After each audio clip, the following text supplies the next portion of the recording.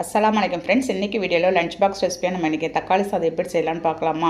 அதுக்கு வந்து தேவையான பொருள் எல்லாமே ரெடி பண்ணி வச்சுட்டேங்க. இப்போது ஒரு பேனில் ஒரு 50 கிராம் நான் வந்து ரீஃபைண்ட் ஆயில் சேர்த்துட்டு ஸ்பைசஸ் எல்லாம் சேர்த்துக்கலாம். பட்டை, கிராம்பு, ஏலக்காய் சேர்த்துருக்குங்க. நல்ல வாசனை வர வரைக்கும் பொரிஞ்சது. ஒரு கப்பு வெங்காயம் இந்த மாதிரி கொஞ்சம் ப்ரௌன் கலர் வர வரைக்கும் நீங்கள் வந்து வதக்கி விட்டுட்டு ஒரு கப்பு தக்காளி, 3 பச்சை மிளகாய் கீரை சேர்த்துக்கலாம். வெங்காயம் தக்காளி நல்லா வதங்கி வந்தது ஒரு ஸ்பூன் இஞ்சி பூண்டு பேஸ்ட்டு சேர்த்துக்கோங்க. அதோட பச்சை வாசனை போகிறதும் நல்லா வதக்கி விட்டுட்டு ஒரு ஸ்பூன் தனி மிளகாத்தூள், ஒரு ஸ்பூன் கரம் மசாலா, ஒரு 1/4 ஸ்பூன் சிக்கன் மசாலா, 1/4 ஸ்பூன் மஞ்சத்தூள் சேர்த்து மிக்ஸ் கொடுத்துருங்க.